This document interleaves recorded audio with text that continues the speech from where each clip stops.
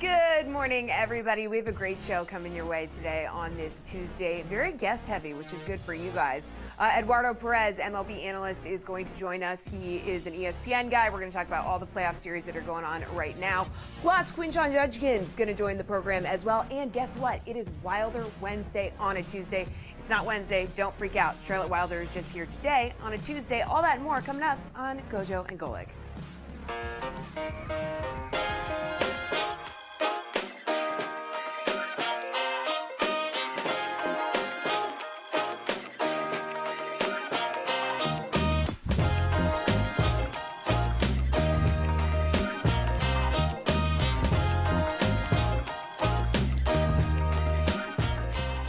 What's up, everybody? Welcome to GoJo and Golic. Mike Golic Jr., Mike Golic Sr., Jesse Cofield back in the saddle with us here. We are presented by Campbell's Chunky, soup that eats like a meal. And as Jesse said, we got a nice big one for you today. As always, make sure you download, subscribe, rate, review us, leave us a 5-star rating. Check us out live Monday through Friday, 8 to 10 a.m. Eastern on the DraftKings Network. Charlotte Wilder and Eduardo Pérez in hour number 2. Quinshon Judkins, the Ohio State running back, coming up in about 10-15 minutes here. Excited to talk to him about the game from this weekend. Lean into more college football, even though I am coping with the news yesterday that Notre Dame cornerback Benjamin Morrison is going to be on the shelf for the rest of the year because of a hip injury there.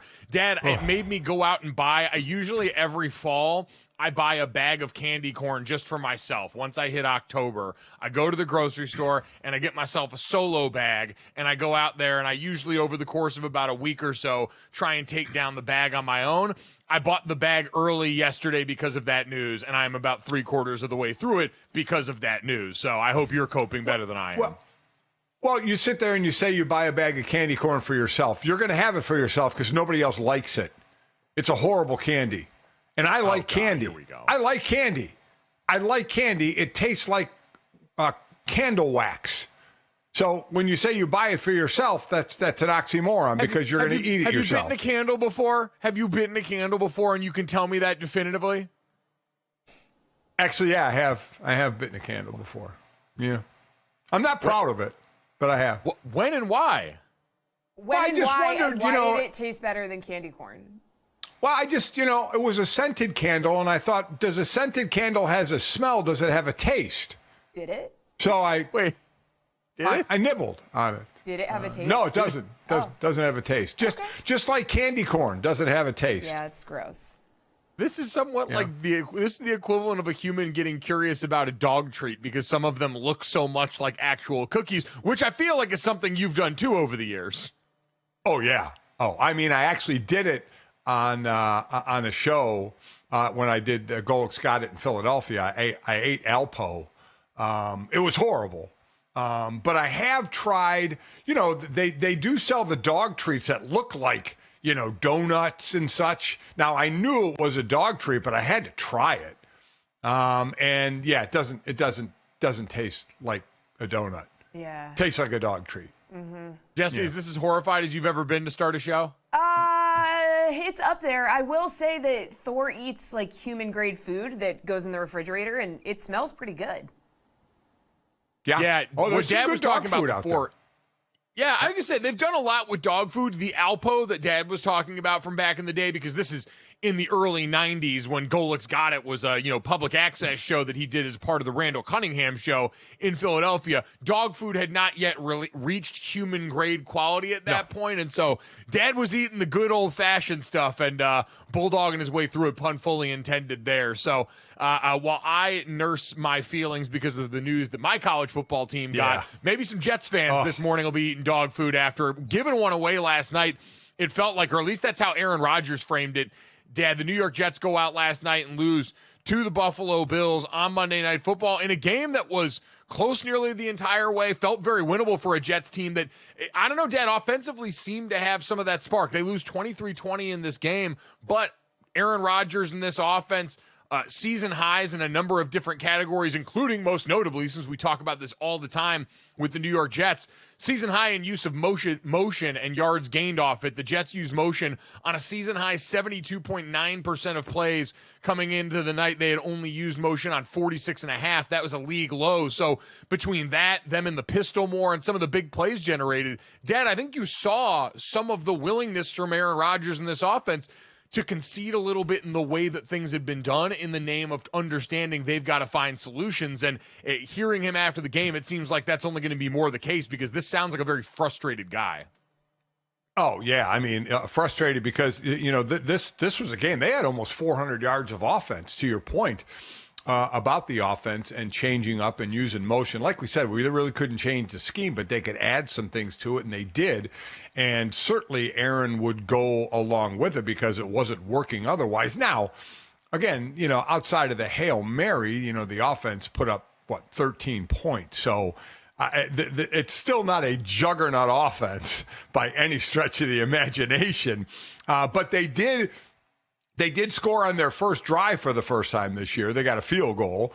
So, there were small positives to take away, but in professional sports, and in this case, professional football, there are no moral victories. They had a couple of chances to take the lead, one time at the end of the third, one time with 9 minutes to go in the game. Greg Zuerlein doinked it off the left upright twice in the game, so they did have a chance to take the lead. The penalties in this game were a joke, an absolute joke. 11 penalties on each side for 204 yards, the most penalized yards this season total. Some of those calls were ridiculous. The roughing the passer calls were absolutely sending me through the roof again. But just some of the holding calls, or as Aaron called them, the phantom holding calls, it got a little ridiculous with the flags.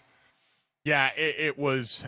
It made it tough to watch. What was otherwise a really good, interesting game, and Dad, your point about Greg Zuerlein and his counterpart Tyler Bass, the kicking that we talked about. I heard Jason Kelsey ranting that kickers are too good now. We need to get some way to make it harder on them because they shouldn't be impacting games this much.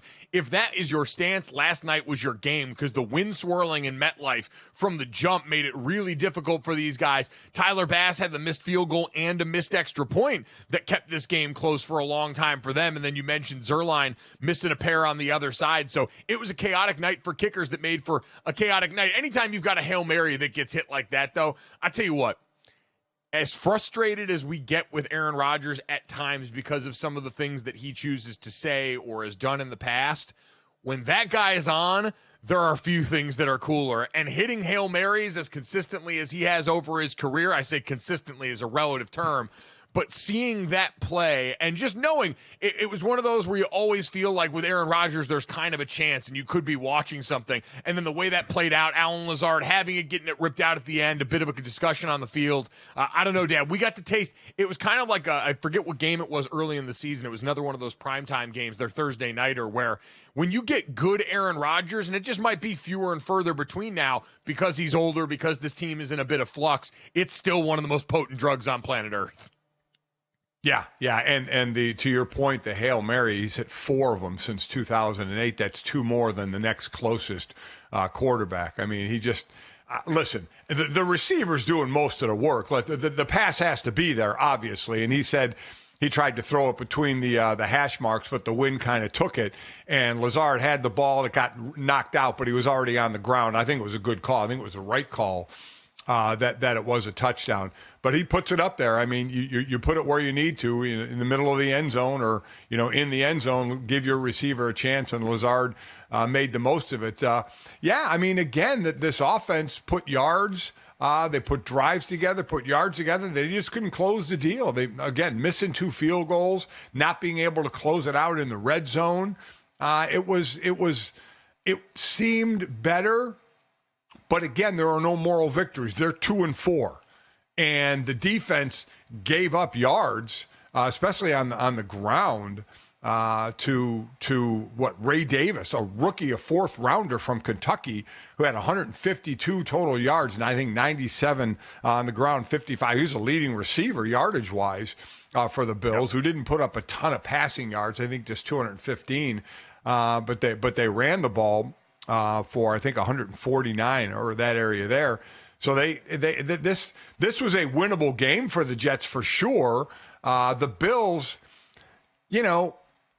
played well enough to win, but it's not like the Chiefs and the Bills. The Bills, I thought Dallas would take a step back this year, and I thought the Bills would take a step back. Now, the Bills are in first place, but they're in no way, shape, or form do they look like the Bills of the last couple of years. I don't think, anyway. No, but I mean, what's the market difference between them and the Chiefs on offense, who are not the team that we expected them to be to start the season, right? Neither very explosive, neither with a true bell cow at wide receiver, both subsisting on a run game and the strength of their quarterback. I understand the Chiefs' defense further along right now, but part of that you could certainly point to with injury that's gone on. They got Terrell Bernard back last night, did the Buffalo Bills. But, Dad, as we handicap the top of that division, I really think that Buffalo, because again, they're waiting for, hey, they got Khalil Shakira back last night, and that helped a bit with some of the stuff in the passing game. It was a windy night, so I think things were going to be a little bit harder to come by, although Josh Allen's arm, the ground game, all of them lend themselves well to what we talk about, football late in the year when things get cold and the game gets a little bit more difficult. So I'm still buying this Buffalo team, quite honestly. Last night's performance, you're right, listen, in the margin, some areas and some things you want back in the explosive passing game, but quite honestly, it's what we've seen so far this season, and what they've done so far has been able to work. Steady diet on the ground, even without James Cook in this game, running behind that offensive line, and then Josh Allen just rolling right, running full speed towards the sideline and making some of the sickest throws you've ever seen. That dude rolling right is one of the most dangerous things on planet Earth. We talked about at the beginning of the year the depth of the AFC, but it seems to be 4 teams. Right now, it seems to be maybe deeper than the NFC still. But you're talking about the Chiefs, you're talking about the Bills, you're talking about the Texans, you're talking about Baltimore. Baltimore, has won 4 straight since the beginning of the season. Now, they're giving up the big play in the past. That could haunt them down the road. But all these top teams have issues. But really, it's those 4 teams. I can't think of the next team to put in there. Maybe Pittsburgh, but Pittsburgh isn't going to really outscore anybody in a back-and-forth scoring duel. So it's really kind of those 4 teams. It is those 4 teams. And I want to get to them here in a second because it is interesting, one team that gets left out of this conversation despite being peers record-wise with everybody that we just mentioned there. And I want to explore why. But, Dad, I want to put a bow on last night for this New York Jets team that is grading themselves coming off of firing their head coach, Robert Saleh. That was close but no cigar, brutal in the red zone. We talked about the frustration with all the penalties that really skewed both ways. What's the biggest thing the Jets need to change here going forward if they want to salvage any semblance of a season out of Aaron Rodgers in this roster?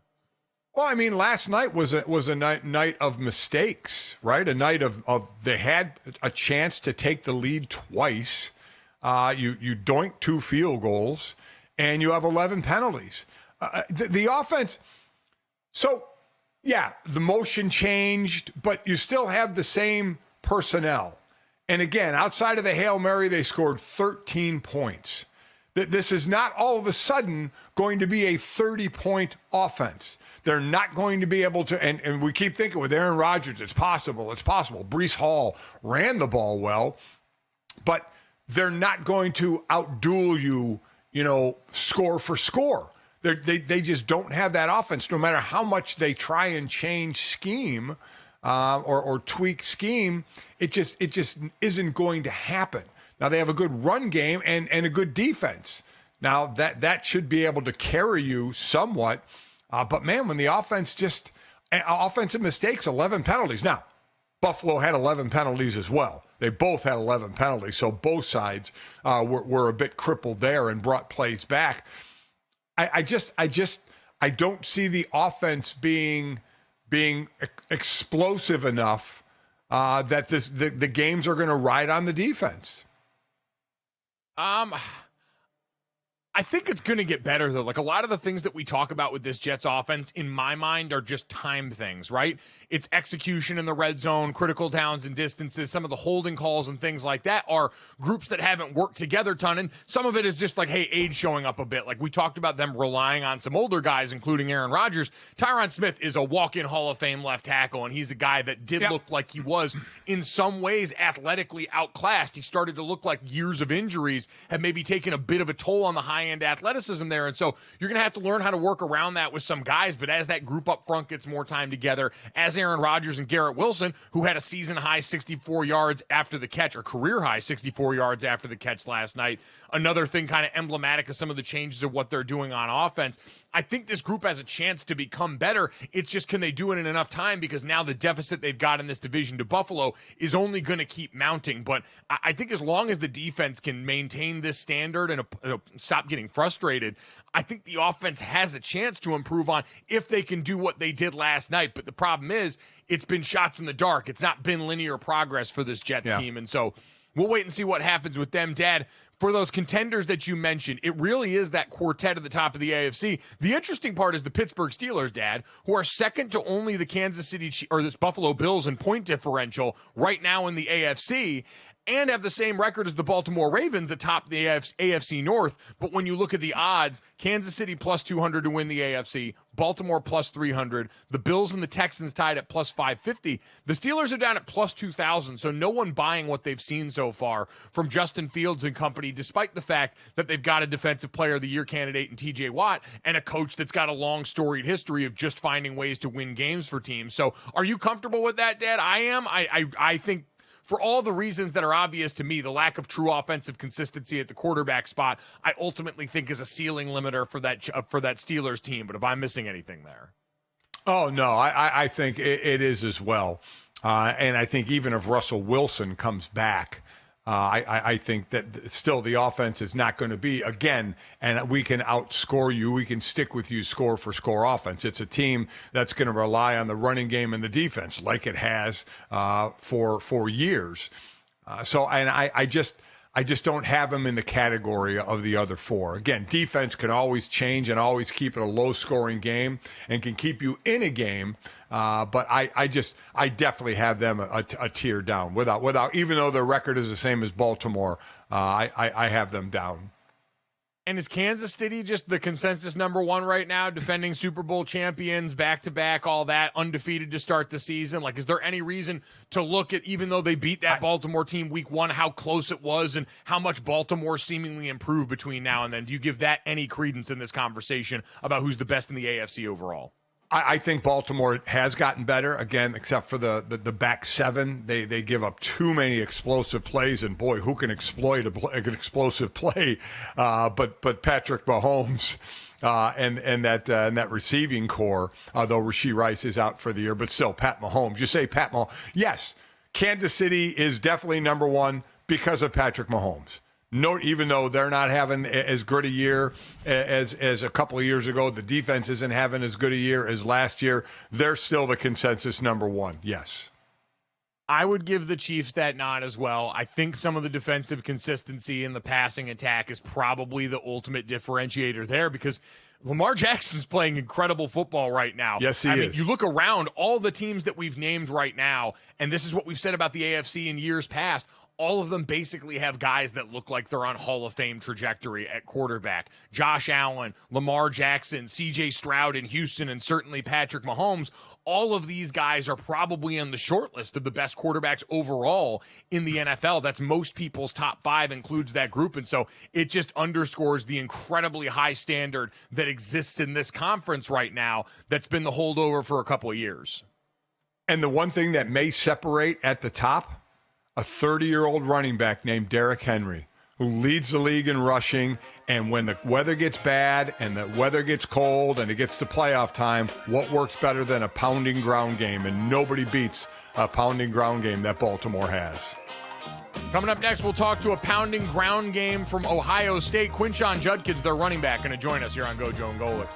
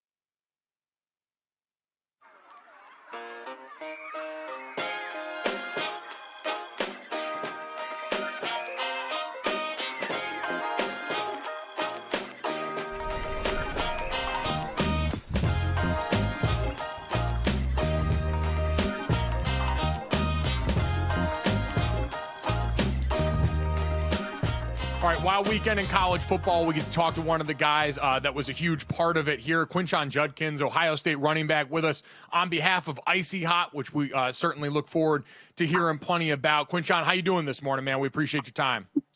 Thank you. I'm doing pretty good. How about yourself? I'm doing well, man. I'm doing well. Let's talk about it. You guys were a part of the biggest game of the weekend this last weekend against the Oregon Ducks. Unfortunately for you guys, a close loss in a game against top 5 opponents here. How are you feeling coming off that now after a day to sort of process what happened? You know, definitely was a huge loss for us. You know, how much work we put in throughout this whole week, and, you know, everything with the whole process of trying to win a football game, you know, just coming up short. It wasn't a great feeling, but, you know, physically, I feel pretty good thanks to Icy Hot. But, on the field, man, just wish we could have came out with the W. What was the message that Ryan Day gave to you guys in the locker room after that game? To just keep fighting, and one loss doesn't define us as a team, and we just got to go back on the tape and figure out the things that we need to fix as a team. And that was really his main message, is to just keep fighting and, keep trying to win games. It's your first season over here. You came here from Ole Miss, where you were a prolific part of that team there. You mentioned being a part of this team. What has the experience at Ohio State been like so far for you playing for Coach Day in this program? Yeah, it's been like such a tremendous experience, just like going into a new place and learning different things and being a part of a fun offense and just trying so many different things. So it's been a great experience so far, and just off the field, getting to learn and meet so many people and just so many different things I've learned. So it's been a great experience. What about for you in this backfield room, too? I mean, you and Travion Henderson, two of the best running backs in football on your own now, coming to get together in this room. I know people always say there's only one football and all that stuff, but how have you guys sort of found that dynamic that allows you to both be so successful? Yeah, I know with the relationship me and Trey have, we're both just unselfish and we both just want to win. So we push each other each and every day to try to motivate each other and go out there and perform the best that we can. So there's never any issue as far as like who's getting the ball or anything like that. But just the relationship me and him have off the field, I think it translates to, the relationship we have on the field. So there's no issues. We continue to, like I said, motivate each other and just go out there and have fun. When you're making the decision about coming to play at a place like Ohio State, I'm sure part of it's looking at the roster that you guys have assembled right now, with you guys in the backfield, Will Howard at quarterback, Jeremiah and Emeka and the other guys in that wide receiver room. You obviously knew that stuff was here on paper, but now that you've been out here and you guys have gone through almost half a season together here, what's impressed you most about the collection of talent on this roster? And just really how talented everyone is, and not also just how talented they are, but how hard everyone works on this team and how dedicated they are, and how everyone is actually, we want to win. Everybody is invested into this program and blood, sweat, and tears and hard days and long nights. So it's just shown how much these guys have invested, and just to go see those guys perform on Saturdays and also in practice is, it's nothing new to see. So just super, I just love it so much.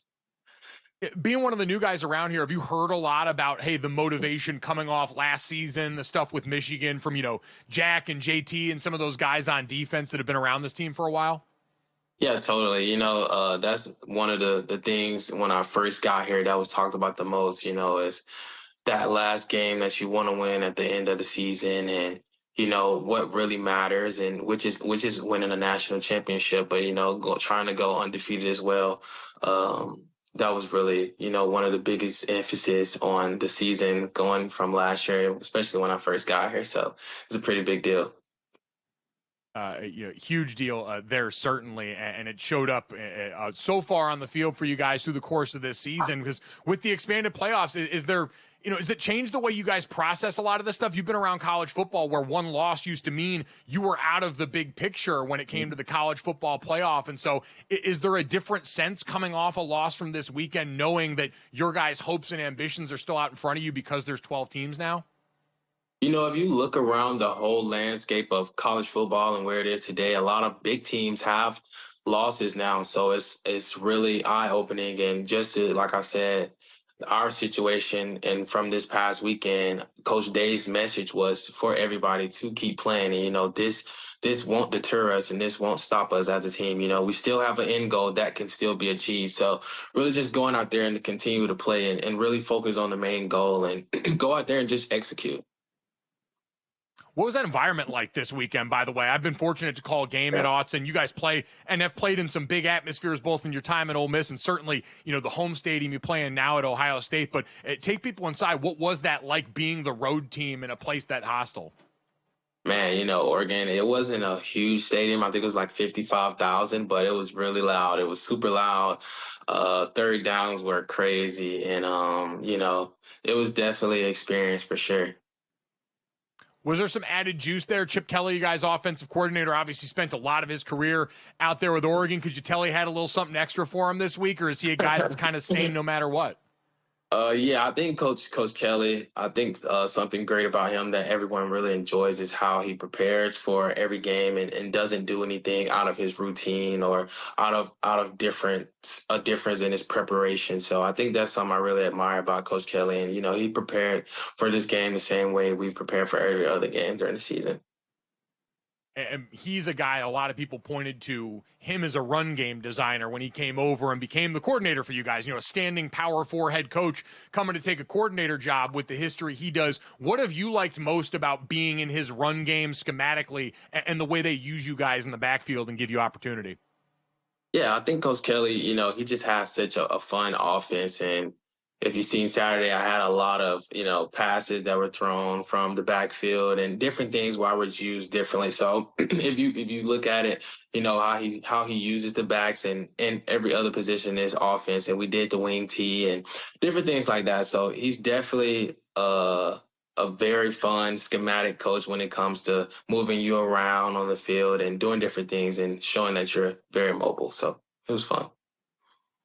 Listen, you guys in this offense, you and Travion have been a huge part, a couple of the most exciting running backs in college football. I know you mentioned you see and look around the rest of college football, though. I wanted to ask you about another guy that's been a running back making waves in the sport, and Ashton Genty from Boise State. I don't know how much you've had a chance to see of some of the highlights that have popped up from him and just what you think of what he's done so far this season and how important that is for the position of running back that seems to, for a lot of people, especially going towards the next level, kind of been under fire as of late. Yeah, as a running back in college football today, I think everyone they look at their peers and they try to compete and at the same time admire their peers who are around them. But honestly, I've been focused on our team and just going out there trying to perform on Saturday. But yeah, that was really my main focus, was trying to win this football game. Do you have running backs that you study in the offseason when you're looking at ways to try and improve your own game? Do you have running backs that you grew up loving to watch in that regard that you try and emulate?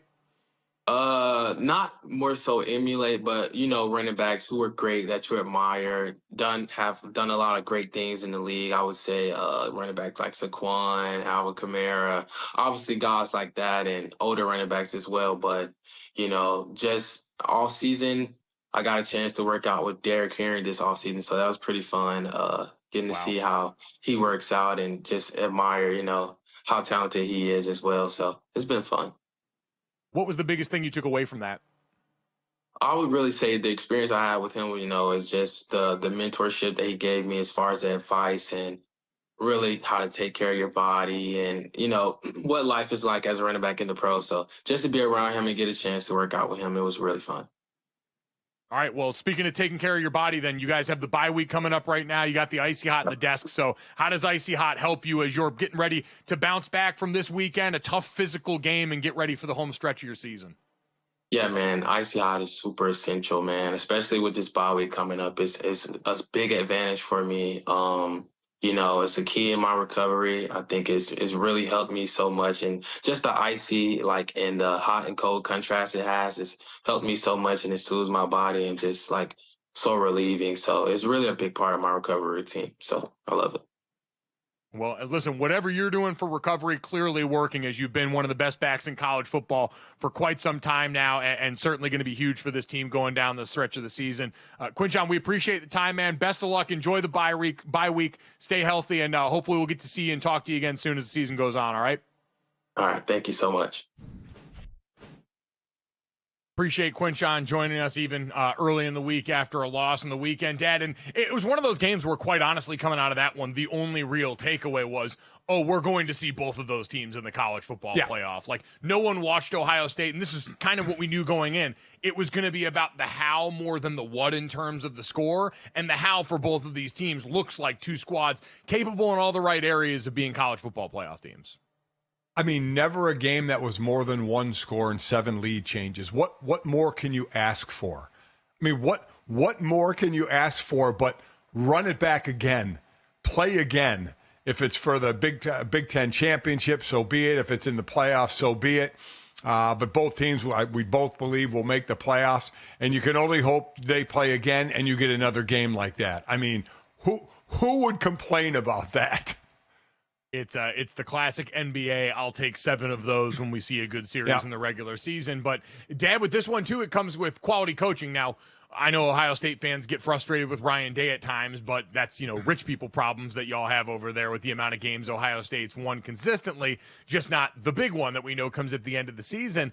And then on the other side, Dad, Dan Lanning, a lot of people having the debate over the weekend about did they or did they not intentionally throw that 12th man out on the field towards the end of that game. For anyone that missed it, after the game-tying field, or Oregon taking the lead on a field goal late in the game, Ohio State got the ball back, was facing 3rd and 25 from Oregon's 43, and the Ducks called a timeout with 10 seconds left. Just before the ball was snapped in, Oregon defensive back Dante Manning walked onto the field to give the Ducks an extra defender. Ohio State pass went incomplete. They got that 12-man accepted penalty that also, Dad, in college, and this is the big difference, college and the NFL, that's a live ball foul in college. That time ticks off the clock, so they go from 10 seconds to 6 seconds, and then Will Howard does his thing, kind of losing track of time, sliding as the game expires, and the rest is history. This is a rule that your former head coach in the NFL made use of before, and one that eventually got changed the way it should in college too.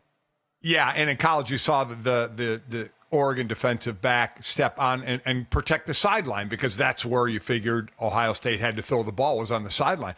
Buddy Ryan, I think one time we put 14 or 15 players on the field. I mean, just all protecting the end zone. There's just a blatant too many men on the field, but you burn clock, take the penalty, but burn clock, and so they get one fewer plays of fairness of 11 on 11. It got changed in 2012 after the Super Bowl, New England and the Giants. And it actually wasn't done on purpose. Justin Tuck from the Giants was actually trying to get off the field, but he didn't. And the play happened, and it burned time, and there was a penalty that was called. But they changed the rule after that, saying that you can't design too many players on the field and intentionally have too many players on the field. For that reason, because it'll burn the clock for a play. You may get the 5 yards, but basically the offense doesn't get another bite out of the apple, or doesn't get a fair bite out of the apple when they're throwing against too many men on the field. So there's actually a rule in place in college that the refs could have called. And Mike, I'm surprised you don't know this calling games. It's Rule 9, Section 2, Article 3. I mean, come on, everybody knows this. And I'm being obviously very, very sarcastic. If a team commits a blatant foul, which this basically was, or another way to do it, say the defense, it was going to be a Hail Mary, and the defense of the secondary just held the receivers right on the line of scrimmage, just blatant holding. So the referees could give an unsportsmanlike conduct penalty and do whatever they think they need to do to right the wrong, which would be put time back on the clock. So they actually had an out to put time back on the clock. But this rule needs to be changed. And I know college doesn't like to have the same rules as the NFL, but this rule definitely needs to be changed. Yeah, giving the refs that much leeway and something that ambiguous is idiotic, and yet another unsurprisingly dumb thing by the NCAA. Yeah, let's give them carte blanche to determine on the fly in a high-stress situation if that was an intentional 12th man when half of us can't even figure it out, and then expect that to go well for them. Change the rule, make it a dead ball foul. That being said, tip of the cap to Dan Lanning. Coming up next, though, I'll tell you the biggest factor from this game and a couple of the big road games we saw over the weekend in college football.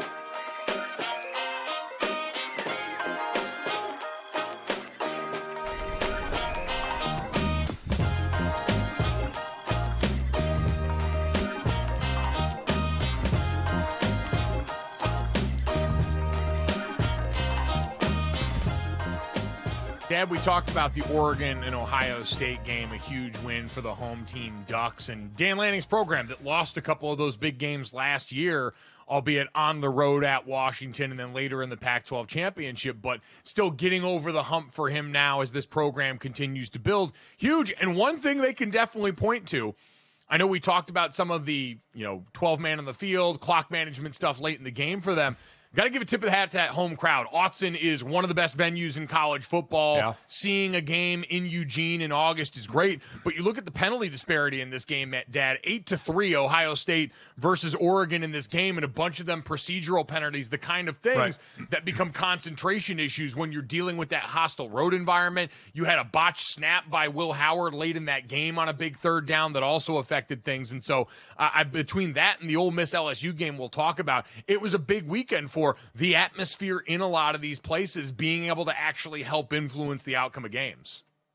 Oh, yeah. Listen, the home crowd has a chance to influence just when you see the procedural penalties because of the noise. I mean, that's a big thing, especially, in any situation. But first down, 1st and 10, now 1st and 15. I mean, it definitely can help. So, I mean, home crowd fans can have an effect on a game. But, man, what a game. I mean, just what an absolute game that was. And we got the two best games of the year were done differently, right? Bama and Georgia was a huge lead by Bama at halftime and then a huge comeback by Georgia, whereas, as I mentioned at the end of the last segment, this game, the Oregon-Ohio State, had 7 lead changes starting in the second quarter. It was never more than a one-score game. Much more exciting by those standards of never having a more than one score in a back-and-forth game. But both ended, incredibly, with excitement. Though Will Howard's just got to be sick that he didn't get down, a second earlier, so they could use their final timeout. That was wow, what an ending. You even go back to that play, though, and to me, that play was a microcosm of the biggest takeaway of the night, which was Oregon's defensive front as physical as advertised. We've talked about that going into the season, but rarely have yet got to see them against marquee competition. Ohio State's offensive line had looked a lot better through the early portion of the year, but you went out on a night where they didn't have Jordan Burch, arguably their best pass rusher on the exterior. Derek Harmon, his counterpart on the interior of that defensive line, along with Amari Washington, were game wreckers on the inside. And on that last play, I think it was Amari Washington, that when Will Howard was looking over towards the sideline, he had Jeremiah Smith open on a short route that could have gotten out of bounds. And right as he looked that way, Washington's hands went up in his field of vision, forced Will Howard to double clutch, and then he takes off up the field and ends up sliding for the game-ending play. And so, Dad, I looked at the play of that group up front. You had Mateo Uyunglele, DJ's brother, that's there as one of the edge guys that they've built up the depth, all stepping up without Burch on the field, and to me, affecting that offensive front for Ohio State in a way that limited some of the rushing attack there and certainly bothered Will Howard in enough junctures. So I think you check the box in a big way. We talk about these teams coming over to new conferences and being able to play the style of ball that the locals play. Oregon firmly in that camp of a group that was ready to make that transition into this conference and looks right at home in the way they want to play ball. Yeah, now they have a bye, and then probably the two toughest games on the rest of their schedule, the next two games. They're home to Illinois. Illinois is ranked 22nd at 5-1, and then they're on the road to Michigan. Both obviously winnable games, but the two toughest. Then they finish up with Maryland, Wisconsin, and Washington. So their next two toughest games, unless they revert back to the beginning of the season where they were a little iffy, but a lot of teams are because you don't have preseason games. I think Oregon is hitting their stride and looks like they're in position to run the table. Yep, Oregon reorged their offensive line after the Oregon State game. The biggest difference, too, Dylan Gabriel in this game, able to hit on some of those big downfield passes that had sort of eluded them at the beginning of the season. The offense had been less explosive, even though it's been ruthlessly efficient. Will Stein and his new pupil here, this more of what we expected from Dylan Gabriel coming over with what we knew about him as a deep passer. The way it's set up, Ohio State drops in the AP poll down to 4 below Penn State. I get Penn State's undefeated. I don't think they're a better team than Ohio State by any stretch of the imagination. Quite honestly, you could talk me into Georgia potentially still being a better squad than Penn State right now, but this is how it organizes right now because of where we're at with the win-loss column. Well, November 2nd, they'll play it out. Ohio State plays at Penn State, so they get to play it out on the field. That's the beauty of these matchups. So, yeah, and that's going to be the big test for Penn State. While this weekend we'll talk about was a big test for them against USC. That's ultimately how their season's going to be defined. But I want to get to the other game where the crowd really affected the outcome. I think Death Valley at night is a wild experience for people that haven't been there. And Jesse, Ole Miss found that out big time rolling in, and unfortunately for them, getting another loss that might derail a season that was expected to be a college football playoff contender. Yeah, like you said, OT thriller, LSU beating Ole Miss, Tigers jumping into the top 10 here. Now listen to this. ESPN's playoff predictor has LSU with a 26% chance to make the playoff, but 24% for Ole Miss still. So what stood out to you in this one? You mentioned the crowd here. Both of these teams look like playoff teams, though, no? You know what, Dad, was impressive to me? I came away thinking more about both defenses than I did both offenses. We know that Jackson Dart and Garrett Nussmeier, two of the more well-known names. Jackson Dart, someone who's now got a couple of years of quality film and expects to be an NFL guy. He goes 24-42 for 284, a touch and an interception. Nussmeier throws the ball over 50 times for 337 yards and a bunch of turnovers mixed in there too, which is just the volume problem that happens with this.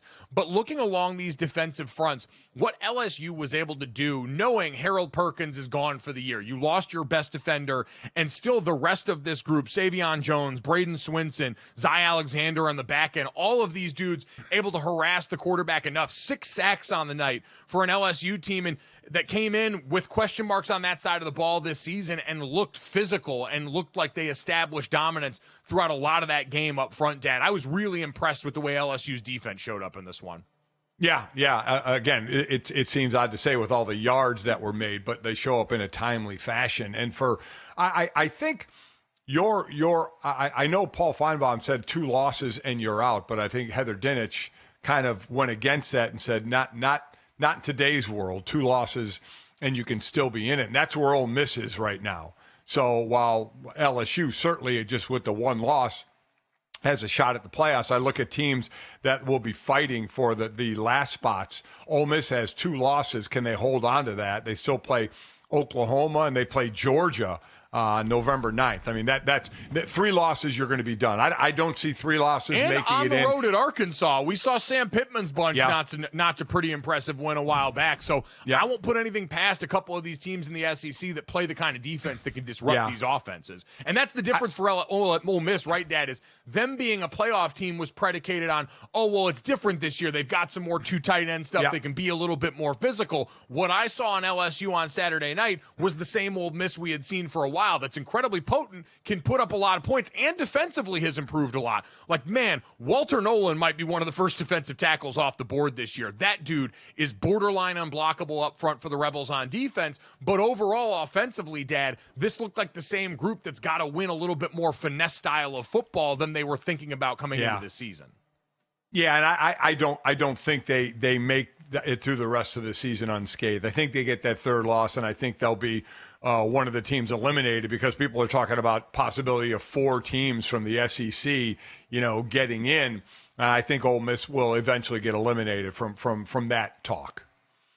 Yeah, I certainly think they look a lot more vulnerable than we expected. And this was supposed to be the year, the portal and the way they had built up, having your quarterback come back in Dart and having that continuity. You did lose Quinshon Judkins, who we just talked about, but Ulysses Bentley has played well for them, had over 100 yards in this game. It just really seems to be difficult for them. And this is another one, Dad. I mentioned the road environment off the top. 12 penalties for Ole Miss for 110 yards in this game compared to just 6 for LSU. And again, more procedure penalties, the kind of stuff where you and I have been there. Now, you played down at LSU as a player. I never got the opportunity to do that, but we were there doing the morning show at ESPN for Alabama LSU, and it was like a 1-3 matchup.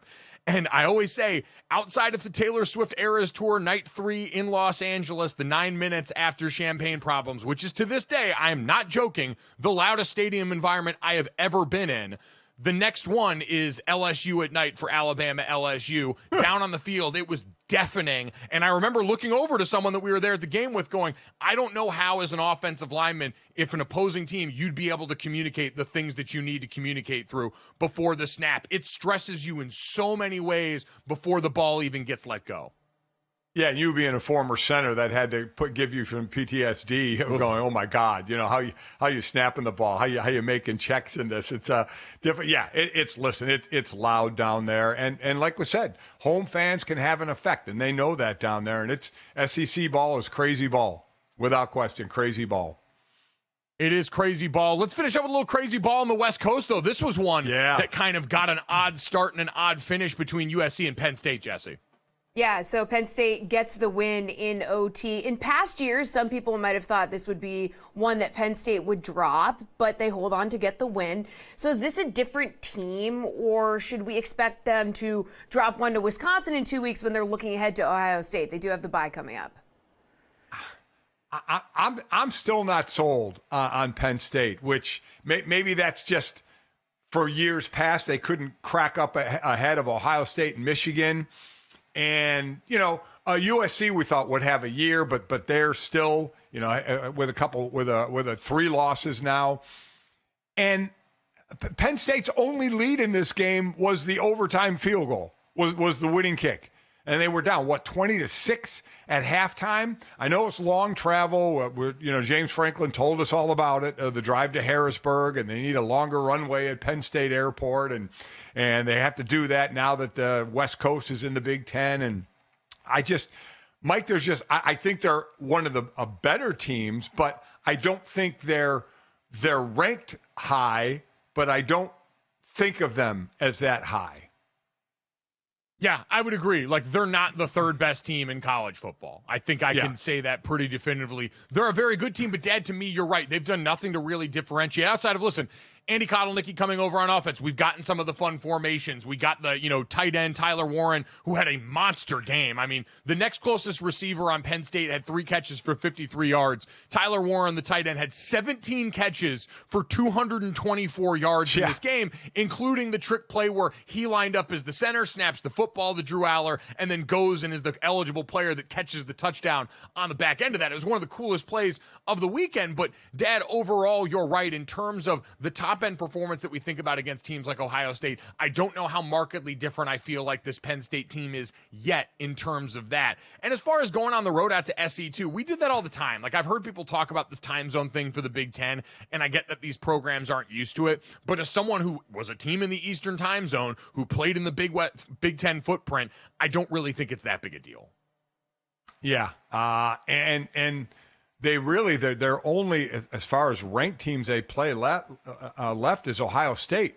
So I think Ohio State wins that game, but then Penn State just has 1 loss. So they're still in the mix. They're still in the mix for the top 12. Oh, very, very, very real. And a lot of it, I think, is going to depend because that game is a little bit later in the year. That's going to inform the opinions of the College Football Playoff Committee when we start coming out with rankings then. And if they go out, Ohio or Penn State's got to be able to hold serve in that game, because if they go out and get baptized later on, if it's close, that's where you'll run into trouble. I think the Big Ten is probably going to end up being a 3-bid team, a 3-bid league where Ohio State and Oregon get in, and Penn State's probably knocking on the door of that as well if they're 1 losses to Ohio State, who could be an eventual national championship team, even despite the setback this last weekend. So I think all their dreams are out in front of them. But unfortunately, I feel very Stugatzian in this. It's not quite do it in the playoffs for Penn State, but it's do it against Ohio State. That's really the only sample size that matters. Kind of the same way Ohio State, the loss against Oregon sucks, but as long as they go and railroad Michigan the way that they should, given the disparity of talent this year, then the season's going to be considered a success.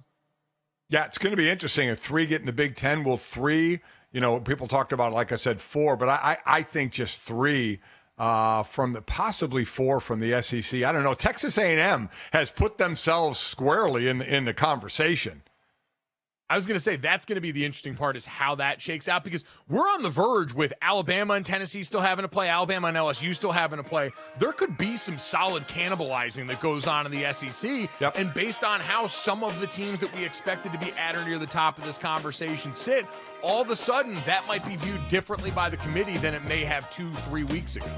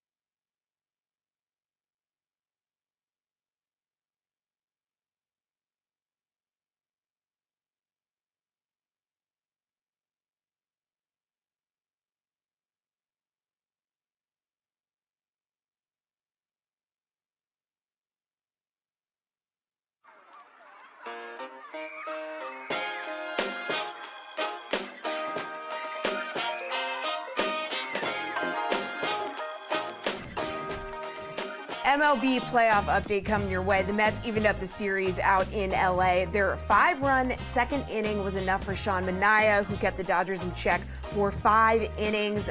Yankees took game 1 over the Guardians in the Bronx. Carlos Rodon with 6 strong innings. Soto and Stanton both go deep to add to the offense. Eduardo Pérez, he's going to join us at around 9:35 Eastern to break it all down. Can't wait for that. But first, it's a Wilder Wednesday on a Tuesday. It's not actually Wednesday, guys. Don't get confused. Charlotte Wilder going to join us when we get back to break down the NBA season and her Patriots' new look.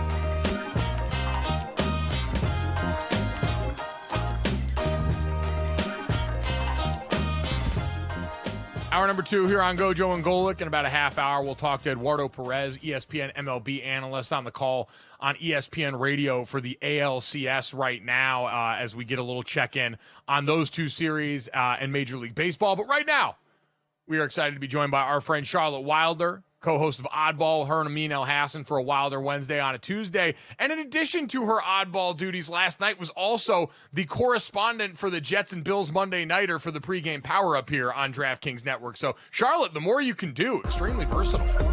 Listen, thank you so much, Gojo. Thrilled to be here, as always. Missed you guys.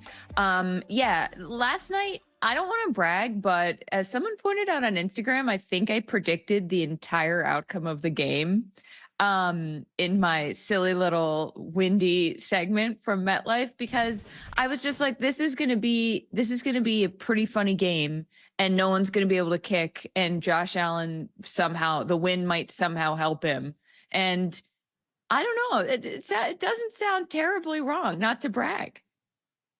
No, I think you should brag. It sounds incredibly right. This game, on the scale of how drunk is this football game, I said last night, they picked up McLovin from the party and started doing donuts in the parking lot because of the amount of missed field goals and some of the chaos and the penalties there. So, Dan, I think Charlotte gets full credit on that for going out and accurately not only depicting the weather, her and Mina Kimes dealing with the elements there and having the hair days affected because of that, but it was that kind of game.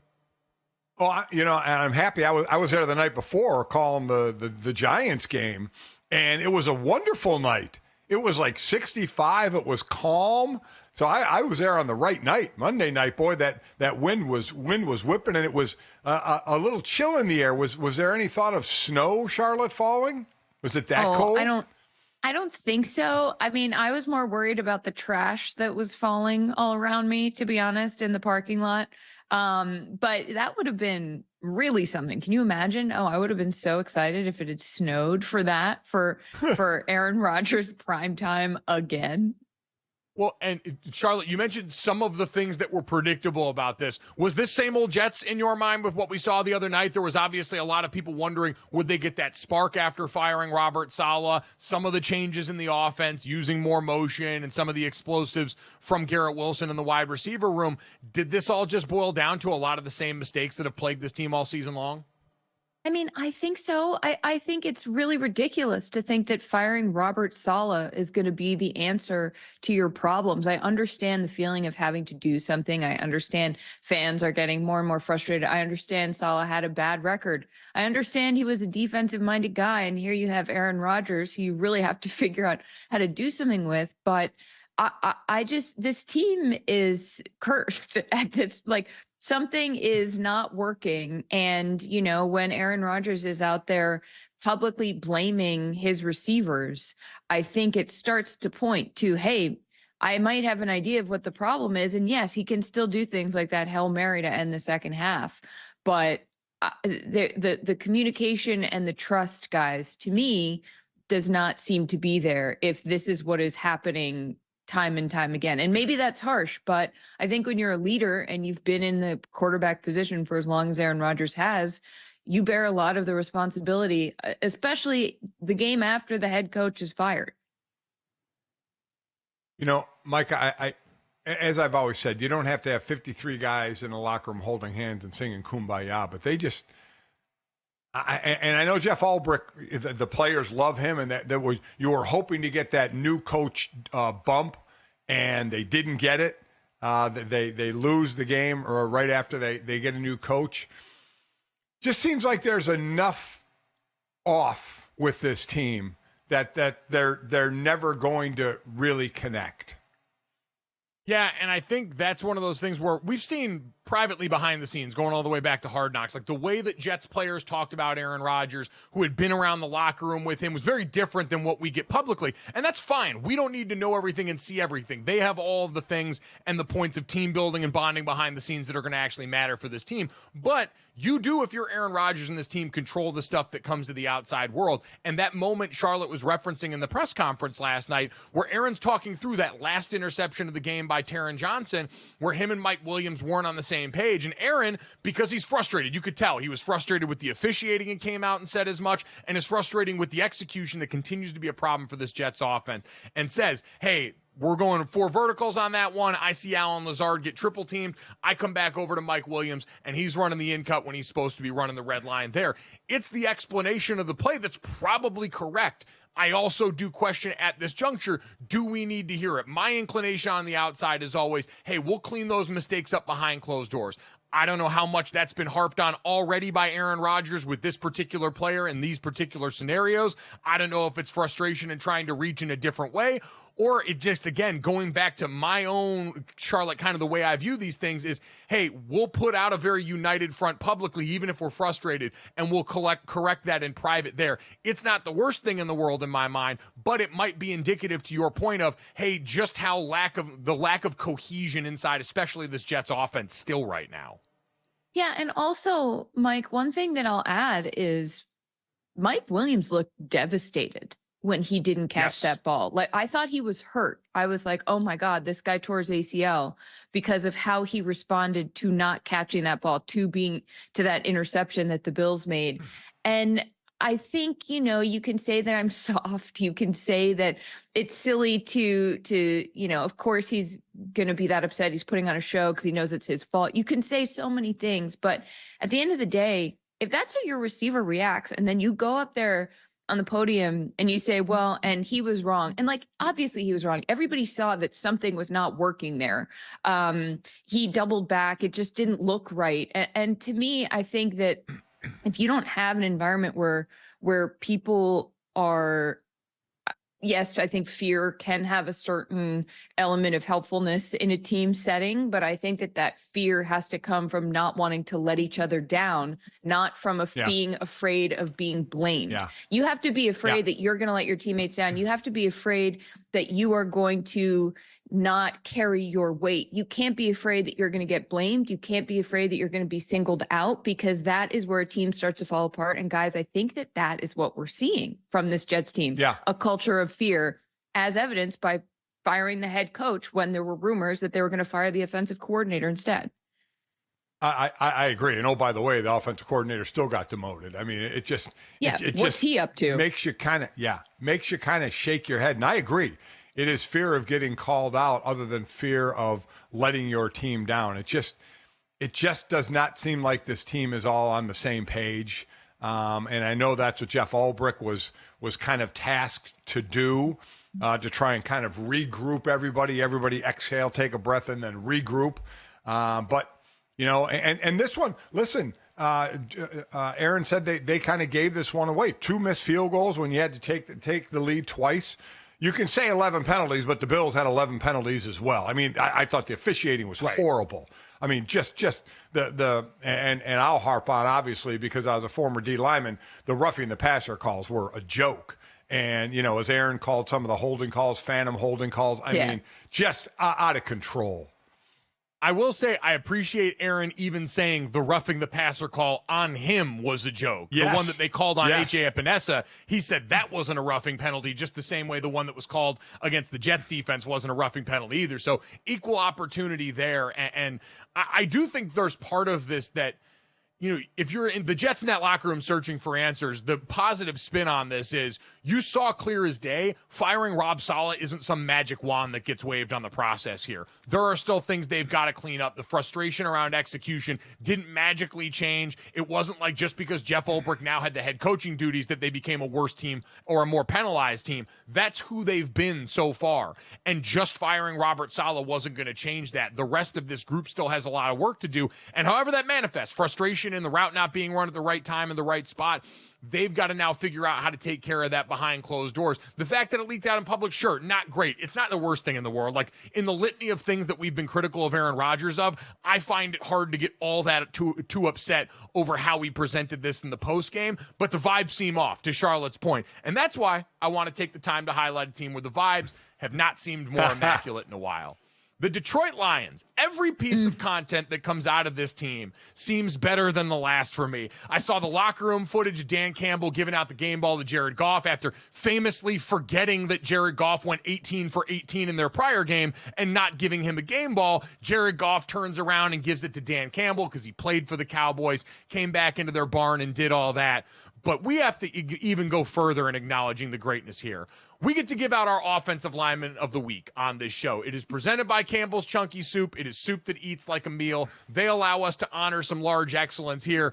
And this one really goes, Dad, I think in conjunction with the Detroit offensive line, Penalties and company, who had the near thick six in this game off the cool end-around play designed by Ben Johnson, who I am naming an honorary fat.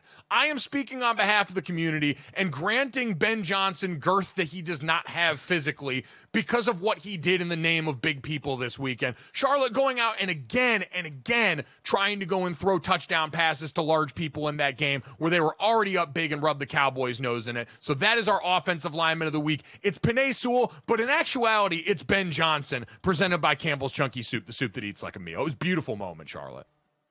I love that, Gojo. I think too the just delight in watching the Cowboys be the mop for the floor is doesn't really get old. And I think that when you have the Lions doing it, it is that much more satisfying. Like I meant to say when we did our predictions before the season started that did I say this? I don't know if I said this, that I thought Dan Campbell would be coach of the year, but then obviously as the season's been going on, I've been like, well, but they were expected to be good, so it'll probably go to someone else. But after this game, I'm like, there might be a chance, but maybe it should really be Ben Johnson for what he's doing for trying to get, like, there are two things that if I were a football coach, I would always do.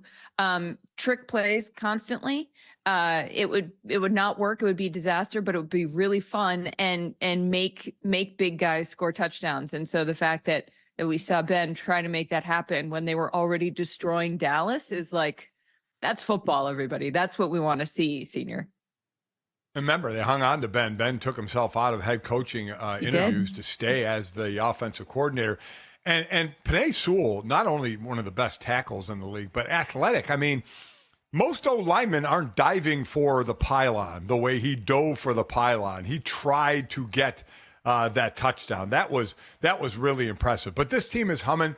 Dan Campbell is a likable guy, right? Because he's big, he's rough, he's tough, he shows emotion as well. He just has become a lovable character as a head coach, leading a team that is just so not used to winning and getting close last year, and now hopefully close again, or if not all the way this year. It's just a great story.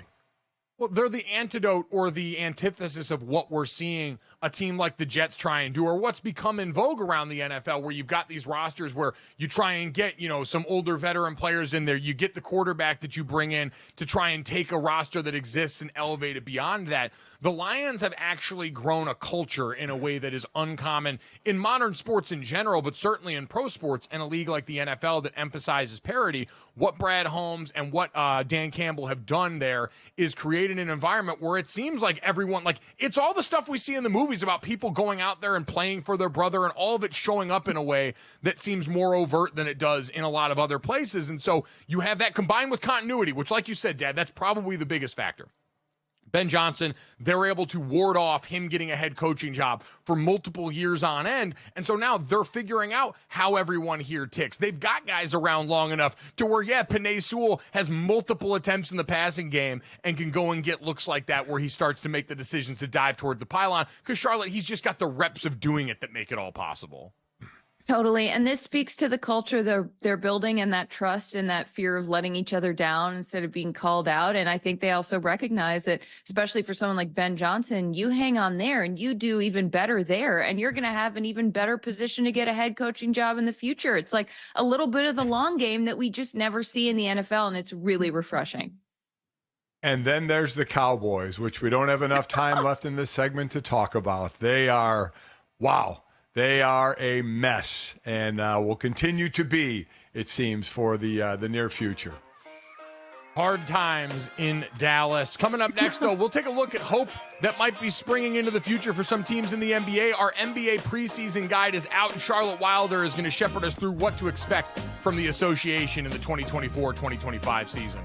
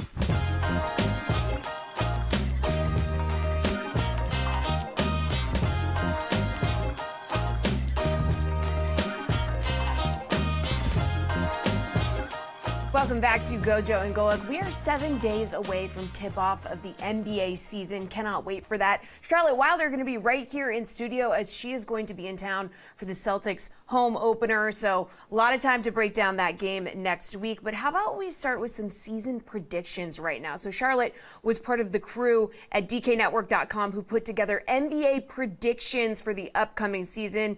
Go check that out. It's on DKNetwork.com. The article is live. But guys, you had a little chance to look over this. What do you think of Charlotte's predictions? Any of them that you have a problem with? Any of them stand out to you? Well, yeah, let's go through this a little bit, Charlotte. You give us a chance to kind of get our NBA primer around here. We'll do this in the NHL with the missing curfew guys coming up here in just a couple of days, too. Kind of get everyone to go because we've been deep in football season mode. We certainly remember a lot of the big moves that have been made this offseason, and the little dust up between Dante DiVincenzo and the Knicks bench kind of reminded us, okay, we got the preseason going on with basketball. So I guess with that in mind, Charlotte, let's start off with biggest impacts on new teams. Karl Anthony Towns, one of those guys making his way over to the New York Knicks. Is he the guy that has the chance to make the biggest impact, or is there someone else we're missing? It could have been recency bias when I was putting this together because that had just happened. But then we saw in the preseason game where Dante got into a fight with his best friend's dad, that Cat actually, he had 16 points and 16 rebounds. And I think something that, the Oddball crew went to Oklahoma City last week for a fun project that we can't quite disclose yet. But watching Isaiah Hartenstein on the Thunder now, I was struck by, I was like, oh my God, the Knicks are really going to miss this. Like, will Karl Anthony Towns be able to do this kind of rebounding? And then to see that in a preseason game, I was like, I think he can, folks. We're seeing it. And the Knicks needed a center. They have not ever had a center who can shoot threes the way that Cat can, who can space the floor for Jalen Brunson in a way that, this could, if this unlocks another level of Jalen Brunson, like it just is all very exciting. And that's why I think that this is going to make the biggest difference, because it's just something that we haven't seen the Knicks have before and that they desperately needed, Senior. So does this make, in your mind, the Knicks the biggest threat to the Celtics? Or if not, which team is the biggest threat to the Celtics? Probably. Which means if I'm looking down the barrel of a Knicks Celtics Eastern Conference Finals, my husband and I might have to stay in separate homes for June. No, I think you could say the Sixers. I have been very skeptical of the Sixers because of how injury prone Paul George and Joel Embiid are. I think also, though, then you've got the Magic with Paolo Banchero, who is only going to keep getting better, who could shock us all. Also, I very rudely just don't talk about the Pacers, even though they played the Celtics in the Eastern Conference Finals, just because I don't think that they're quite as, sexy or flashy a team. It's Indiana, and it's also they have Tyrese Halliburton, but I don't know. I think that this season is one of the least predictable seasons I can remember. And I think that is why I'm so excited about it, because we can be here saying Knicks Celtics, and then, the Cavs can come from nowhere, even though I really don't think that's going to happen. I think the Cavs might be in the play-in, but it just shows you like the level of variable here and how exciting that can be. Well, Charlotte, I look at the other names that people talked about, new faces, new places making an impact. And, there's Klay Thompson in Dallas, which I think is a fine accent piece. And that same sort of thing could be said about a guy like Isaiah Hartenstein going to Oklahoma City, who I think pairs well with Chet Holmgren, the same way that, you had a guy like Karl Anthony Towns sort of needing Rudy Gobert's defensive backstop to help fill him out in that roster. Mm-hmm. The team that you didn't mention throughout the course of all that, and as I look at the finals prediction odds, that's way down the list, the Milwaukee Bucks were a team that made big strides last year going and trading for Damian Lillard, and then had all of the upheaval during the season, the coaching change and everything like that. Could a year where things have stayed steady for them actually be something that helps them get ready to go and get back into that group of teams near the top of the East? Oh, yeah. And I think that the Bucks are actually sitting in one of the best positions in the East because of the way things went last season, and firing Adrian Griffin midseason and bringing in Doc Rivers, who has the baggage of, he can't win playoff games, and then Giannis gets hurt, and then blah, blah, blah. I think that having that in everybody's head means that, as you just saw, I didn't mention them because I keep forgetting what a threat they are. But if they, Amin and I were talking about this when we were in Oklahoma, if they can win, or if they win a championship, this changes so many legacies. This changes how we talk about Giannis. This changes how we talk about Doc Rivers. This changes how we talk about Dame. So they could be stealthily just getting ready to absolutely wreck everybody else in the East, and then, take down whatever either Serbian monster they meet in the finals, or young, exciting team of insanely good basketball players in, the Timberwolves or Oklahoma City. It's yes, Mike, to answer your question, absolutely. They are a huge threat, and they're in the best position because I forget about them. You kind of do, but I kind of put them in the same boat as Philadelphia. You just hope there's no injuries, because they were just decimated. The main three, mm-hmm. Of Dame and Giannis and Middleton barely played mm-hmm. together because of injury, and that's the worry in Philadelphia. Over in the West, we know the depth of the West, and you just mentioned a couple of teams that they could be battling in the finals. Where do you put Memphis? Memphis, before last year, 2 years in a row, the number 2 seed in the West. Ja Morant has 25-game suspension last year and then hurt the shoulder. He barely played last year. So where do they fit into the mix? I think Memphis is going to be great. And I think that people, because of the way things went last year and Ja wasn't out there, you kind of forget how much fun Memphis is. I mean, I think a lot of people have probably seen by now the preseason game where Ja tosses up an alley-oop to Zach Edey, their big new center, who some people, Amin El-Hassan, thinks is too slow, but I think is actually probably going to have quite an impact on this team. And I just, Jaren Jackson Jr., Marcus Smart, my guy Marcus Smart, he's still over there. And I just think that it's really exciting to have Ja back, and I hope that he can, keep his act together enough to show everybody how dangerous this team can be, because they made it pretty far in the play. In 2022, 2023, he was electric. Like I run out of words to describe how this man moves on the basketball court. So I think that people forget about Memphis in the same way that you can kind of forget about the Bucks, because just because it wasn't the best year last year, they have most of the pieces you need to be really, really great. We talked about the list of teams in the Eastern Conference that might be in the mix for that. How do you handicap the Western Conference in terms of how many teams have a realistic shot? Memphis, we mentioned, one of the teams that would probably be on the periphery, need to outperform expectations. Who right now is expected to be that group of teams that absolutely could come out of the West? Oh my God. Well, after watching the Thunder, guys, I'm like, this team is insane. This team is unbelievable. You watch Shai Gilgeous-Alexander. He's like a ballerina because he's slender, and the way he moves, he can just like slip around. Did you ever see Monsters, Inc.? You know that Yes. the monster Randall, who's sort of like snaky and just like gets invisible and then suddenly pops up and then like moves as though, physics don't apply to him. Like that's how Shai Gilgeous-Alexander plays basketball. And to see that Chet Holmgren, and they've added Alex Caruso, who is going to be a huge deal on defense for them. So I'm really high on Oklahoma City. I think that they're going to be incredible out of the West. You've still got the Timberwolves. Anthony Edwards is still out there. He doesn't have Cat anymore, but I think that the passion we saw from Dante DiVincenzo in that preseason game, like this is a guy who might have more of a role than he would have had on the Knicks.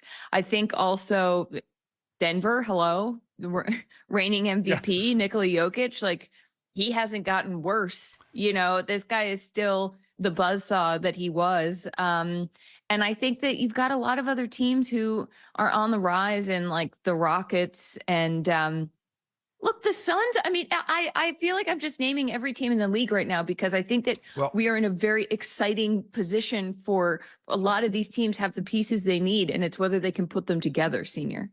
So one team that everybody is waiting because they have just a unicorn player in Wembanyama. When is the expectation for San Antonio to not have the second worst record in the West, the fourth worst record in the NBA, and build around Victor? I don't think this year is going to, I think the Spurs will be better than they were last year, obviously. I don't think this year is going to be the year where all of a sudden they're, knocking on the door of the Western Conference Finals. Sure, they got Chris Paul, which people forget, maybe. I don't know. But I think that they'll just keep building, and Wemby will keep getting better. I think that he's sort of a lock for Defensive Player of the Year, because if he was in the voting, third in voting for that last year as a rookie when the Spurs were horrific, he's just going to have a bajillion blocks like an alien, and everyone's going to be smitten. Gojo. Yeah, DraftKings Sportsbook agrees with you, by the way. Victor Wembanyama, -170 to win Defensive Player of the Year. The next closest is Chet Holmgren at +1,200. So a huge gulf there. But, Charlotte, I don't know. I look with him, and as we talk about the regular season MVP, you mentioned the two Serbian superstars. Luka Doncic, the odds-on favorite right now. Nikola Jokic not far behind him. And then it's Shai Gilgeous-Alexander, Giannis, Anthony Edwards. Jason Tatum checks in at plus 1,500 with the sixth best odds. I'd be more comfortable taking Victor Wembanyama before the season than I would Jason Tatum, given everything we know about the nature of the Celtics team and what Victor Wembanyama is going to have as an opportunity this year with a little bit more veteran seasoning in that group with Chris Paul coming over. And what we know already, everyone primed to look his way on a team where it's him. Like, that's it. That's all they've got to go. The hallmark of the Celtics team still seems to be the team aspect overall. Jaylen Brown and him both coming in slighted. Like, Charlotte, do we think Jason Tatum's got any real shot of getting over that perceived hump of the individual accolades that have eluded a guy who now does have the validation of a championship coming off a summer where he's left off the Olympic team, at least, in terms of actual playing time? I mean, I think so. If he does something undeniable this season, if he has, like a Russell Westbrook in what was that, 2017? I think, yeah, 2017 kind of season. He's probably not going to average a triple double, but whatever. I think that because of how the Celtics have been talked about in this offseason, because people have, probably in his mind disrespected Jason Tatum and talked about him as though they didn't just win a championship. Yeah, I think that there's a chance that it's very much a team effort for Boston. But if this guy, if he, Joe Mazzulla wants him to be angry and have a chip on his shoulder, and if he does, I think those are pretty good odds, actually. I think you could get, I think that's pretty good money. So, Charlotte, to end this segment, the season starts October 22nd, New York at Boston, Minnesota at the Lakers. Who's in the finals? Oh, God. Yeah. You got to do it. Senior. I think the Thunder, and I can't say the Knicks. It's not going to be the Knicks. Celtics Thunder. I don't know that the Celtics are going to repeat, but they can get there. I would agree, like with Kristaps, him coming back later in the season might actually end up being a blessing for them in terms of how they integrate him to that lineup. Oklahoma City, I said at the end of last year, and once they made that move for Hartenstein in the offseason, he really seems to be what they were lacking when they got to the playoffs, which is someone in there to help Chet Holmgren when it gets physical with a lot of those bigs in the West. I think Oklahoma City wins this whole thing this year, and they have that young core to maybe now challenge the Celtics going forward and create that little East Coast, West Coast rivalry between those two teams. So, Dad, going to be fascinating there. Where are you at on the Oklahoma City bandwagon, Dad? You going to jump on with me in Charlotte? I'm jumping on that, but I'm leaning Philadelphia. I mean, I'm obviously crossing my fingers every night of the health, just like Milwaukee, that the guys stay healthy. But if they do, I think Philly can definitely make a run. But OKC is just the team, I think, for sure. I agree with you guys on that. Coming the morning where you open up ESPN.com and see Paul George already with a hyperextended knee. Doesn't give me the warm fuzzies looking at this current 76ers roster. Again, check that out on DKNetwork.com. Coming up next, we'll check in with Eduardo Pérez, looking at the MLB postseason as it rolls along.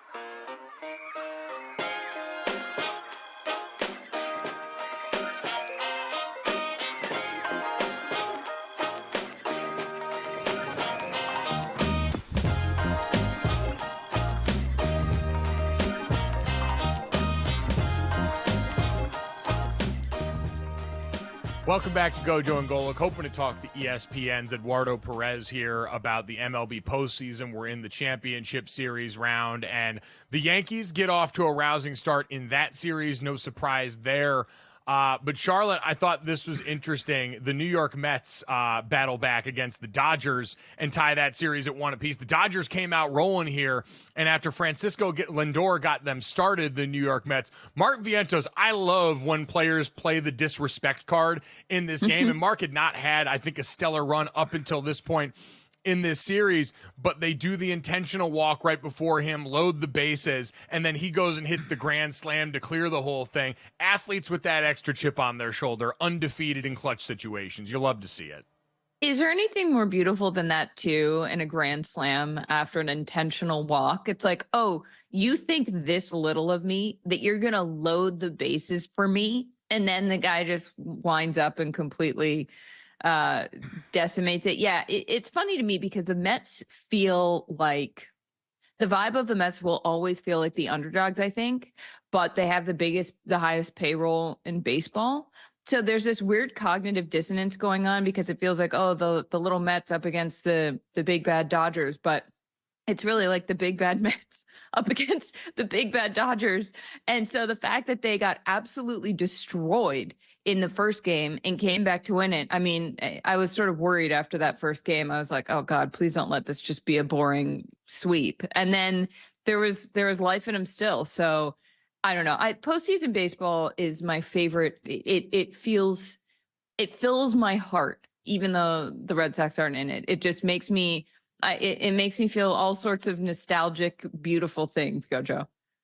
By the way, I misspoke with Mark Vientos. He had been on a hell of a run this season, 820 OPS during the regular season, a game-winning hit in the postseason opener, and a game-tying single in Game 1 of the NLDS. So he's been on a tear right now, and at 24 years, 308 days old, he is the youngest player to hit a grand slam in the history of this round, 49 days younger than Rafael Devers. So, Dad, he just happens to exist in the midst of some other guys that are pretty big beasts that might have a little bit more name recognition at this point, but been having a hell of a season. I think you guys are missing the biggest story of the night. Top of the fifth ends, the Dodgers are going into the dugout, and there was a snake in the Dodgers dugout. I mean, and now it wasn't a large snake, but it was a snake nonetheless. I hate snakes, okay? That would have freaked me out.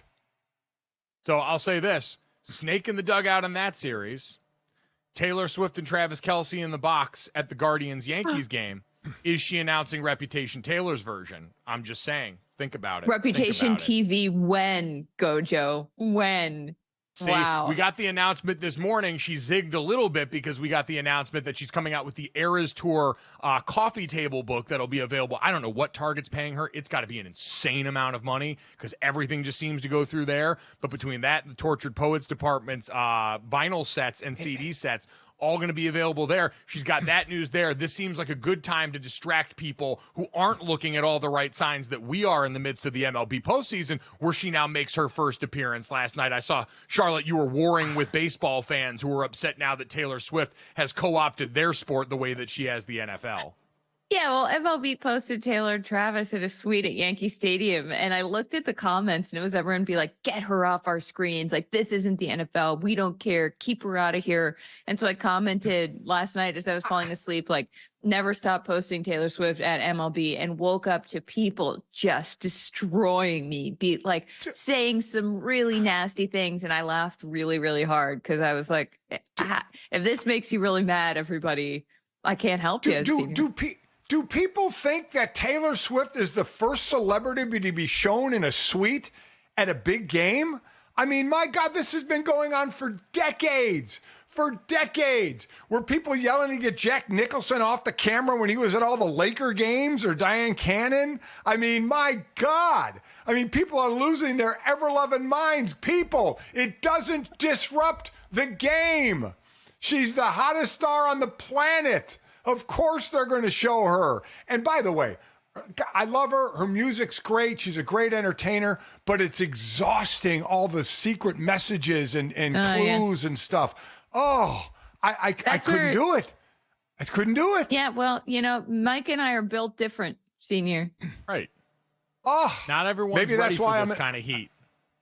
Yeah, that's why I'm an inch deep and a mile wide. I just can't dig down into the rabbit hole. Can't do it. You gotta stay out of the kitchen because that's where music. the heat is, Dad, and that's where me and Charlotte are, firmly in the kitchen with the heat, ready to help sort this out for you and help you take your fear of snakes and actually turn it into something that could be a positive here. So they managed to survive the snake in that one. The Mets even this up, and we shouldn't have been surprised down that, even though they got baptized in game one. The whole hallmark of this Mets team has been the ability to be the comeback kids, whether it's within the body of the game or within the body of the series. The Yankees on the other side got a great pitching performance. Carlos Rodon goes out there and tries to channel his inner Garrett Cole, he said, in his robotic approach to being on the mound, which is sort of funny, Charlotte, in this day and age where we've talked about how much we enjoy when guys can have fun playing the game of baseball, whether it's bat flips, guys pimping home runs, jawing a little bit more. I do think some of the indelible marks of the postseason, at least in recent memory, have been when you look at Francisco Lindor having some of the big hits he's had this postseason, and that cold run around the bases as if it doesn't matter to him at all, as if that this is just run of the mill. And then you couple that with what we saw from Rodon on the mound. There's almost something that's more jarring, Dad, looking at an opponent like that who doesn't seem to take any joy or relish any part of deconstructing you there. There's something in its own right that's very jarring about that. And I thought that was interesting. I mean, Rodon really changed. I mean, he was this, showed emotion, yelling and stuff. And to make that 180, it's not like he's 22, he's 31. He's been pitching for a little while. To make that kind of switch to 180 from what you normally do, to kind of temper it down and Garrett Cole it is pretty astounding that you would kind of almost change your personality, but it worked. I mean, it worked to a T. I was going to say he threw 93 pitches, including 25 swing and misses, the most by a Yankee pitcher in a playoff game in the pitch tracking era, according to ESPN research. So since 2008.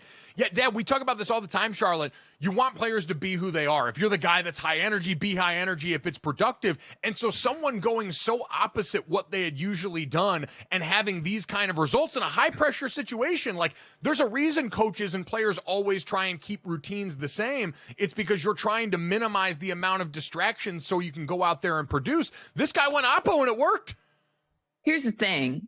He plays for the Yankees. If the Yankees can't infect your soul with a cold hardness that makes you a baseball robot who can't have long hair, then, I don't know. It's I feel like this is the one franchise in sports where you can take someone who's bubbly and exciting and turn them into a stone cold killer, a assassin level baseball player. And it doesn't surprise me because that's the vibe. That's what you can channel. And I don't mean that as an insult, even though the Yankees are my sworn enemy. I really do respect the ability of that franchise to, if something comes over you. I mean, you go to Yankee Stadium, it's sort of a scary place. I go in there and I'm like, maybe I could be a mean person. I don't know. There's something about it. I'm capable of terrible things. Maybe I could hurt some people's feelings. I don't know. You can do it. Just shows you can do a 180 in your personality. Alex Cobb for Cleveland, he gets racked for 2 2/3 innings and 3 runs. And oh, by the way, speaking of Garrett Cole's throwing game 2 for the Yankees. So not feeling great about my Guardians right now. Oh. I was going to say, really tough run here for the Kansas City collective. You get Patrick Mahomes that shows up for the Royals series that doesn't go well for them, showing up off his bye. And now Travis Kelce goes out to support his hometown Guardians, and they drop game 1 in New York. So a tough one for the Chiefs, who should have that championship aura about them. The glow apparently not transferable to other sports teams, Charlotte. Oh, that's why they were there. The Guardian, Cleveland. Oh, I was just yes. Taylor Swift loves sports now and she lives in New York. What a cute little outing. Oh, it's because Travis. Interesting. We're here to help everybody. Try and connect the dots. Dominoes cascading in a line.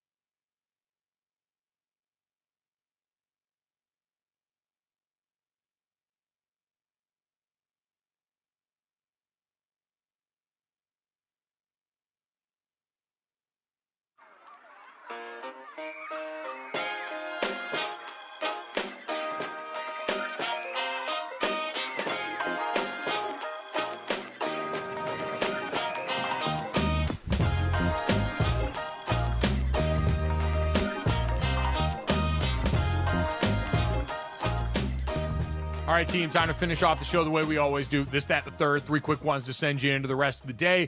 Make sure you download, subscribe, rate, review our show. Leave it a 5-star rating. Check us out here live Monday through Friday from 8 to 10 a.m. Eastern on the DraftKings Network. If you have to miss us live or any of our guests, shout out to Ohio State running back Quinshon Judkins, who stopped by, talk about their game against Oregon from the weekend. Our buddy Charlotte Wilder, Oddball, her and Amin El Hassan, every day but Monday here on the DraftKings Network as we get ready for an awesome NBA season. She helped us preview today. We did not get a chance to talk to Eduardo Pérez today. Hopefully get a chance to talk to him again soon. If you miss any of these interviews live, though, make sure you get them wherever you get our podcasts or right here on YouTube as soon as we get done. Guys, we did talk about a little bit of football today, but we ignored one very important story. Unfortunate news for the folks at Utah. Their star quarterback, Cam Rising, going to get shut down for the rest of the season here. He is eligible to return, according to Brett McMurphy, for a potential 8th year of football next season. Now, we saw Kyle Whittingham, their head coach, say we'll have to explore that option. I haven't talked with him yet about that. And I've seen a lot of people with strong reactions about this, Dad, about how he should just go get a job or go do something else.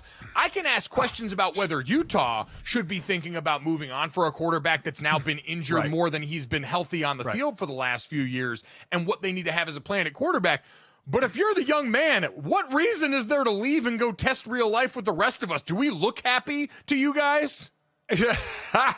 I mean, seriously, you only play football for a limited amount of time, whether you're done in grade school, high school, college, or the NFL, you're going to be done. And even if you play 9 years like I did, you're done at 31 years old and you got a lot of life left. So play it as long as you love it and want to play it. 8 years only to be outdone by the tight end from Miami who's in his 9th year of college. So what, man? I told the kids, stay in college as long as you can. The real world sucks. Stay in college. Cam, stay in college if you want to stay in college. A lot of people go to college for 7 years. Yeah, Tommy, they're called doctors. There you go. Well done, Charlie. He's going for double par on this one. 8 years in college. He's doubling it up on the scorecard. He's got the snowman for college, which is impressive to me. He's basically a professional football player at this point, and I do feel for him and the team, right? They suffer a big upset loss to Arizona State on the road. Cam Rising had already been dealing with a bunch of injuries, so in all seriousness, we wish the guy well because he's put his body on the line for this team time and time again. But yeah, man, if you want to hang out in Salt Lake for a little while longer, I just think it's hilarious. Dude. Think of him being in like a lecture hall with, you have classes with people in different grades and stuff, and he's like literally going to be 26 years old sitting next to an 18-year-old, like just hanging out, just going to class. Someone didn't go to a D3 school where hockey was a really big deal, and it shows.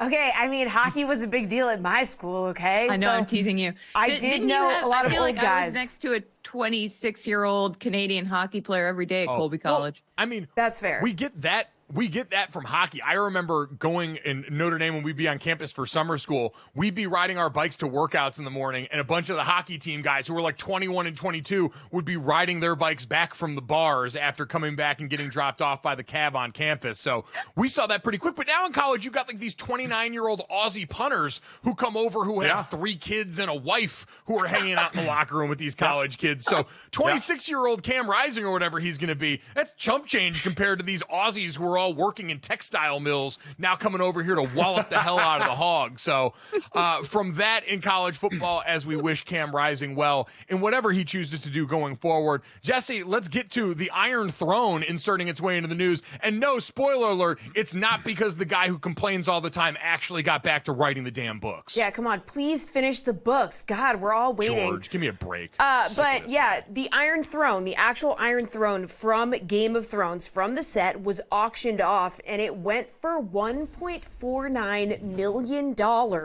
Okay, can you imagine? Where do you put this thing if you bought it? I mean, I imagine if you're dropping $1.5-ish million on like a piece of memorabilia, you have obviously ample space to store it, but it's definitely a conversation piece. Who bought it? Do we know? The buyer would No, like to remain anonymous. Yeah. You know who anonymous. the buyer was? I'd be shouting at the top of the mountaintops. Yes, I own the Iron Throne. It is You in want to my invite man competition cave. for the throne, the hotly contested Iron Throne? You want people showing up, getting ready to challenge the legitimacy of your crown? Yes. You want dragons Yes. torching your house, Senior? No, listen, you know who bought this? I know who bought this. It was Steve Ballmer, the owner of the Clippers, with the new Intuit Dome, and he's going to install that thing at the entrance to the bathroom. He'll be like, oh, you want it? I'll show you an Iron Throne because I have 1,400 toilets in here. And when it shows up in Los Angeles, don't say I didn't tell you. GoJo. That Flip it would off. be so cool if they retrofitted it as a toilet and you got to go poop on the Iron Throne. What could be better? So this was an auction just for Game of Thrones stuff. There was over 900 things that were auctioned off. It made $21 million, making it the most successful auction of costumes, props, and more from a single film or TV show. Why I would want the Iron Throne in my man cave is because I also would have bought the heavy-weighted version of Longclaw, the Valyrian steel sword wielded by, obviously, Jon Snow. That went for $400,000. You got to have that as you're sitting on the Iron Throne as all comers are coming for you. So you got to prepare yourself. This is awesome. I would love to have that throne. Senior's ready to brawl. He's ready. Can we use the funds that they've recouped from this to buy a muzzle for George R.R. Martin so he stops publicly complaining about the stuff going on with the TV show and just writes, you know who has the power to stop all the problems that you think are going on with the shows right now, George? You. You know who's been talking a lot about the book and not actually writing the book? George. So I am so sick and tired of hearing this guy complain about House of the Dragon or how Game of Thrones ended. Like, brother, this one's on you. I get writing a book is hard, but you're the one who stepped up to the challenge, and now you're the one who just wants to sit here and complain about people that are actually doing the thing. I'm so done with it. Wow. Tell him, Mike. Tell him. Wow. How do you really feel? Holy smokes. Give me a break. Also, anyway, let's get Senior, to the third here. Jesse, you make fun of Taylor us and for Travis being took down in a at baseball game. Wait, hold on, Yeah, Charlotte. you make fun of us for being down the Taylor Swift rabbit hole, but you just said the Valyrian steel that Jon Snow used, and it makes me think you have the capacity to memorize some fan fiction facts. Well, take you behind the curtain here. I read it in an article. Okay. Wow, and that's See, my showbiz, dad- baby. This is where I always get with my dad, though, is the inconsistency with him, where he loves Game of Thrones, but always poo-poos Lord of the Rings because he can't deal with that funny sci-fi stuff, even though they're basically the exact same thing, just with a few more trolls and orcs mixed in. No, they're not. Way different. Way different. Okay. At Okay. least in my Well, mind. yeah, What else do we really have, is. Mike? baller theme songs. Anyway, let's get to the third, Jesse. What do we Anyway, got Taylor Swift. Okay, so Taylor Swift, Travis Kelce, we talked about this earlier. They were at the Yankees-Guardians game, and there's a photo that came out that, listen, Swifties, okay, we love Taylor Swift. In this house, we stand, blah, blah, blah. So, listen, there's this photo of Travis, and it kind of looks like that iconic mansplaining meme, you know what I mean? Where it looks like he might be kind of mansplaining baseball here. I'm not saying that he is, okay? But it's just a funny recreation side-by-side photo, okay? Look, can you see it? You can see it. yeah. Yeah, okay? And it probably is nothing, and we love Travis Kelce, but it's funny to look at, okay? I just feel like that's probably him telling her about some like very cool dudes rock thing. Like, babe, did you see the flyover? Look how sick this is. They had 2 helicopters come over and they were so low. And she has to sit there and, you know, obviously her tastes are very refined and stuff like that. But Trav's just a guy being a dude out there, probably explaining something sweet that he saw. I saw this, the video of it, and he's definitely explaining baseball to her. Yeah, okay. You know what? That's a fair point, and that's fine. We love love around this show. Yes, he's probably saying like he probably has every guy's stats memorized, and he's probably being like, this guy did this guy did, like he's in the weeds. You know what he's doing in this, Charlotte? He's probably leaning over to tell Taylor Swift that it's Jessie Cofield's birthday today, and we need to wish her a very happy birthday. Jessie turns 25 today. Congratulations, Jessie. We love you. Wow, I thought I was gonna make it out without, but somehow, you guys found How out. does 25 feel? 25. It feels amazing. Another year older, another year around the sun. Thank you guys. We love you, Jesse. Happy birthday, Jesse. We'll talk to you guys tomorrow. I'm a millennial woman, so I'm not gonna drink out of a plastic water bottle, but I will get Botox in my forehead.